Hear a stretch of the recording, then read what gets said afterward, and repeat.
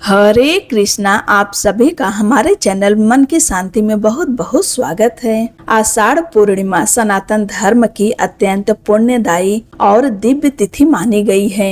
यह दिन केवल व्रत और पूजा का ही नहीं बल्कि अपने गुरु के प्रति श्रद्धा, भगवान के प्रति भक्ति और आत्म कल्याण का भी पावन अवसर है। शास्त्रों के अनुसार जो श्रद्धालु इस दिन श्रद्धा पूर्वक व्रत रखकर भगवान का पूजन करते हैं तथा आषाढ़ पूर्णिमा व्रत कथा का श्रवण करते हैं, उनके जीवन के पाप नष्ट होते हैं, ज्ञान का प्रकाश बढ़ता है, सुख समृद्धि की प्राप्ति होती है और भगवान की कृपा सदैव उनके ऊपर बनी रहती है। आइए तन मन को पवित्र कर पूर्ण श्रद्धा और विश्वास के साथ आषाढ़ पूर्णिमा व्रत की इस दिव्य एवं पुण्यदायी कथा का श्रवण करते हैं। द्वापर युग में एक समय की बात है कि यशोदा जी ने श्री कृष्ण से कहा, हे कृष्ण, तुम सारे संसार के उत्पन्न करता, पोषक तथा उसके संहार करता हो। आज कोई ऐसा व्रत मुझसे कहो जिसके करने से मृत्यु लोक में स्त्रियों को विधवा होने का भय न रहे तथा यह व्रत सभी मनुष्यों की मनोकामनाएं पूर्ण करने वाला हो। श्री कृष्ण कहने लगे, हे माता, तुमने अति सुंदर प्रश्न किया है। मैं तुमसे ऐसे ही व्रत को सविस्तार कहता हूँ। सौभाग्य की प्राप्ति के लिए स्त्रियों को 32 पूर्णमासियों का व्रत करना चाहिए। इस व्रत के करने से स्त्रियों को सौभाग्य संपत्ति मिलती है। यह व्रत अचल सौभाग्य देने वाला एवं भगवान शिव के प्रति मनुष्य मात्र की भक्ति को बढ़ाने वाला है। यशोदा जी कहने लगी, हे कृष्ण, सर्वप्रथम इस व्रत को मृत्यु लोक में किसने किया था? इसके विषय में विस्तार पूर्वक मुझसे कहो। श्री कृष्ण जी कहने लगे, इस भूमंडल पर एक अत्यंत प्रसिद्ध राजा चंद्रहास से पालित अनेक प्रकार के रत्नों से परिपूर्ण कातिका नाम की एक नगरी थी। वहां पर धनेश्वर नाम का एक ब्राह्मण रहता था और उसकी स्त्री अति सुशीला रूपवती थी। दोनों ही उस नगरी में बड़े प्रेम के साथ रहते थे। घर में धन धान्य आदि की कमी नहीं थी। उनको एक बड़ा दुख था कि उनके कोई संतान नहीं थी। इस दुख से वह अत्यंत दुखी रहते थे। एक समय एक बड़ा तपस्वी योगी उस नगरी में आया। वह योगी उस ब्राह्मण के घर को छोड़कर अन्य घरों से भिक्षा लाकर भोजन किया करता था। रूपवती से वह भिक्षा नहीं लिया करता था। उस योगी ने एक दिन रूपवती से भिक्षा न लेकर किसी अन्य घर से भिक्षा लेकर गंगा किनारे जाकर भिक्षान होकर प्रेम पूर्वक खा रहा था कि धनेश्वर ने योगी का यह सब कार्य किसी प्रकार से देख लिया।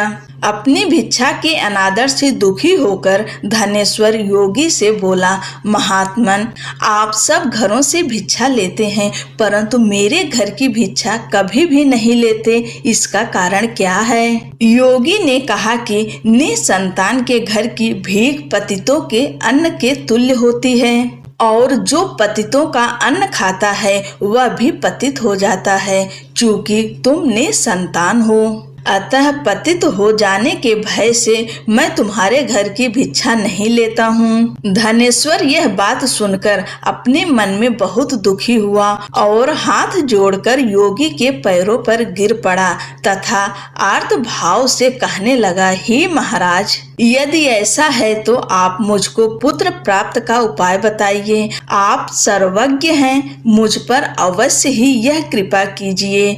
धन की मेरे घर में कोई कमी नहीं है परंतु मैं पुत्र न होने के कारण अत्यंत दुखी हूँ। आप मेरे इस दुख का हरण करें। आप सामर्थ्यवान हैं। यह सुनकर योगी कहने लगे, हे ब्राह्मण, तुम चंडी की आराधना करो। घर आकर उसने अपने स्त्री से सब वृत्तांत कहा और स्वयं तप के निमित्त वन में चला गया। वन में जाकर उसने चंडी की उपासना की और उपवास किया। चंडी ने 16वें दिन उसको स्वप्न में दर्शन दिया और कहा, हे धनेश्वर, जा तेरे पुत्र होगा। परंतु वह 16 वर्ष की आयु में ही मृत्यु को प्राप्त हो जाएगा। यदि तुम दोनों स्त्री पुरुष 32 पूर्णमासियों का व्रत विधि पूर्वक करोगे तो वह दीर्घायु होगा। जितनी तुम्हारी सामर्थ्य हो आटे के दिए बनाकर शिव जी का पूजन करना, परंतु पूर्णमासी को 32 हो जाने चाहिए। प्रातः काल होने पर इस स्थान के समीप ही तुम्हें एक आम का वृक्ष दिखाई देगा। उस पर तुम चढ़कर एक फल तोड़कर शीघ्र अपने घर ले जाना। अपनी स्त्री से सब वृत्तांत कहना। ऋतु स्नान के पश्चात वह स्वच्छ होकर श्री शंकर जी का ध्यान करके उस फल को खा लेगी। तब भगवान शंकर की कृपा से उसको गर्भ हो जाएगा। जब वह ब्राह्मण प्रातः काल उठा तो उसने उस स्थान के पास ही एक आम का वृक्ष देखा, जिस पर एक अत्यंत सुंदर आम का फल लगा हुआ था। उस ब्राह्मण ने उस आम के वृक्ष पर चढ़कर उस फल को तोड़ने का प्रयत्न किया, परंतु वृक्ष पर कई बार प्रयत्न करने पर भी वह न चढ़ पाया। तब तो उस ब्राह्मण को बहुत चिंता हुई और विघ्न विनाशक श्री गणेश जी की वंदना करने लगा। हे दयानिधे, अपने भक्तों के विघ्नों का नाश करके उनके मंगल कार्य को करने वाले, दुष्टों का नाश करने वाले, रिद्धि सिद्धि को देने वाले, आप मुझ पर कृपा करके इतना बल दें कि मैं अपने मनोरथ को पूर्ण कर सकूं। इस प्रकार गणेश जी की प्रार्थना करने पर उनकी कृपा से धनेश्वर वृक्ष पर चढ़ गया और उसने एक अति सुंदर आम का फल देखा। उसने विचार किया कि जो वरदान से फल मिला था वह यह है और कोई फल दिखाई नहीं देता। उस धनेश्वर ब्राह्मण ने जल्दी से उस फल को तोड़कर अपनी स्त्री को लाकर दिया और उसकी स्त्री ने अपने पति के कथनानुसार उस फल को खा लिया और वह गर्भवती हो गई। देवी जी की असीम कृपा से उसे एक अत्यंत सुंदर पुत्र उत्पन्न हुआ, जिसका नाम उन्होंने देवीदास रखा। माता पिता के हर्ष और शोक के साथ वह बालक शुक्ल पक्ष के चंद्रमा की भांति अपने पिता के घर में बढ़ने लगा। भवानी की कृपा से वह बालक बहुत ही सुंदर, सुशील और विद्या पढ़ने में बहुत ही निपुण हो गया। दुर्गा जी की आज्ञा अनुसार उसकी माता ने 32 पूर्णमासी का व्रत रखना प्रारंभ कर दिया था, जिससे उसका पुत्र बड़ी आयु वाला हो जाए। 16वां वर्ष लगते ही देवीदास के माता पिता को बड़ी चिंता हो गई कि कहीं उनके पुत्र की इस वर्ष मृत्यु न हो जाए। इसलिए उन्होंने अपने मन में विचार किया कि यदि यह दुर्घटना उनके सामने हो गई तो वे कैसे सहन कर सकेंगे। अस्तु उन्होंने देवीदास के मामा को बुलाया और कहा कि हमारी इच्छा है कि देवीदास 1 वर्ष तक काशी में जाकर विद्या अध्ययन करें और उसको अकेला भी नहीं छोड़ना चाहिए। इसलिए साथ में तुम चले जाओ और 1 वर्ष के पश्चात इसको वापस लौटा लाना। सब प्रबंध करके उसके माता पिता ने काशी जाने के लिए देवीदास को एक घोड़े पर बैठाकर उसके मामा को उसके साथ कर दिया, किंतु यह बात उसके मामा या किसी और से नहीं कही। धनेश्वर ने सपत्नीक अपने पुत्र की मंगल कामना तथा दीर्घायु के लिए भगवती दुर्गा की आराधना और पूर्णमासियों का व्रत करना आरंभ कर दिया। इस प्रकार बराबर 32 पूर्णमासी का व्रत पूरा किया। कुछ समय पश्चात एक दिन वह दोनों मामा और भांजा मार्ग में रात्रि बिताने के लिए किसी ग्राम में ठहरे हुए थे। उस दिन उस गांव में एक ब्राह्मण की अत्यंत सुंदरी, सुशीला, विदुषी और गुणवती कन्या का विवाह होने वाला था। जिस धर्मशाला के अंदर वर और उसकी बारात ठहरी हुई थी, उसी धर्मशाला में देवीदास और उसके मामा भी ठहरे हुए थे। संयोगवश कन्या को तेल आदि चढ़ाकर मंडप आदि का कृत्य किया गया तो लग्न के समय वर को धनुर्वात हो गया। अस्तु वर के पिता ने अपने कुटुंबियों से परामर्श करके निश्चय किया कि यह देवीदास मेरे पुत्र जैसा ही सुंदर है। मैं इसके साथ ही लग्न करा दूं और बाद में विवाह के अन्य कार्य मेरे लड़के के साथ हो जाएगा। यह सोचकर देवीदास के मामा से जाकर बोला कि तुम थोड़ी देर के लिए अपने भांजे को हमें दे दो, जिससे विवाह के लग्न का सब कृत्य सुचारू रूप से हो सके। तब उसका मामा कहने लगा कि जो कुछ भी मधुपर्क आदि कन्यादान के समय वर को मिले वह सब हमें दे दिया जाए, तो मेरा भांजा इस बारात का दूल्हा बन जाएगा। यह बात वर के पिता ने स्वीकार कर लेने पर उसने अपने भांजा वर बनने को भेज दिया और उसके साथ सब विवाह कार्य रात्रि में विधि पूर्वक संपन्न हो गया। पत्नी के साथ वह भोजन न कर सका। वह एकांत में सोचने लगा कि न जाने यह कैसी स्त्री होगी। वह एकांत में इसी सोच में गरम निश्वास छोड़ने लगा तथा उसकी आंखों में आंसू भी आ गए। तब वधू ने पूछा कि क्या बात है, आप इतने उदासीन व दुखी क्यों हो रहे हैं? तब उसने सब बातें जो वर के पिता व उसके मामा से हुई थी उसको बतला दी। तब कन्या कहने लगी कि यह ब्रह्म विवाह के विपरीत कैसे हो सकता है। देव, ब्राह्मण और अग्नि के सामने मैंने आपको ही अपना पति बनाया है, इसलिए आप ही मेरे पति हैं। मैं आपकी ही पत्नी रहूंगी, किसी अन्य की कदापि नहीं। तब देवीदास ने कहा, ऐसा मत करिए, क्योंकि मेरी आयु बहुत थोड़ी है। मेरे पश्चात आपकी क्या गति होगी, इन बातों को अच्छी तरह विचार कर लो।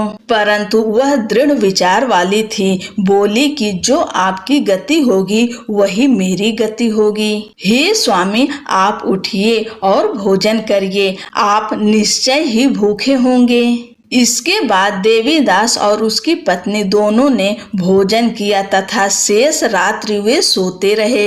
प्रातः काल देवीदास ने अपनी पत्नी को 3 नगों से जड़ी हुई एक अंगूठी दी, एक रुमाल दिया और बोला, हे प्रिय, इसे लो और संकेत समझकर स्थिर चित्त हो जाओ। मेरे मरण और जीवन जानने के लिए एक पुष्प वाटिका बना लो, उसमें सुगंधित वाली एक नव मल्लिका लगा लो, उसको प्रतिदिन जल से सींचा करो और आनंद के साथ खेलो कूदो तथा उत्सव मनाओ। जिस समय और जिस दिन मेरा प्राणांत होगा ये फूल सूख जाएंगे और जब ये फिर हरे हो जाएं तो जान लेना कि मैं जीवित हूँ। यह बात निश्चय करके समझ लेना कि इसमें कोई संशय नहीं है। यह समझाकर वह चला गया। प्रातः काल होते ही वहां पर गाजे बाजे बजने लगे और जिस समय विवाह के कार्य समाप्त करने के लिए वर तथा सब बाराती मंडप में आए तो कन्या ने वर को भली प्रकार से देखकर अपने पिता से कहा कि यह मेरा पति नहीं है। मेरा पति वही है जिसके साथ रात्रि में मेरा पाणी ग्रहण हुआ था। इसके साथ मेरा विवाह नहीं हुआ है। यदि यह वही है तो बताए कि मैंने इसको क्या दिया।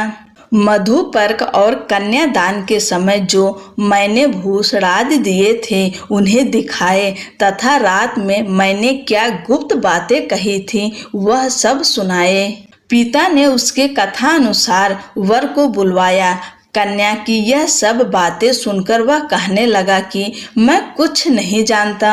इसके पश्चात लज्जित होकर वह अपना समूह लेकर चला गया और सारी बारात भी अपमानित होकर वहां से लौट गई। भगवान श्री कृष्ण बोले, हे माता, इस प्रकार देवीदास काशी विद्या अध्ययन के लिए चला गया। जब कुछ समय बीत गया तो काल से प्रेरित होकर एक सर्प रात्रि के समय उसको डसने के लिए वहां पर आया।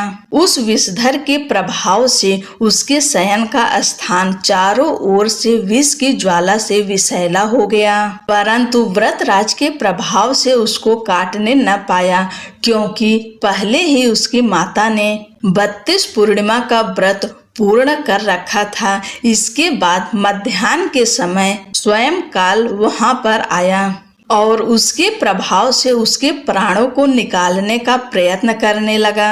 जिससे वह मूर्छित होकर पृथ्वी पर गिर पड़ा।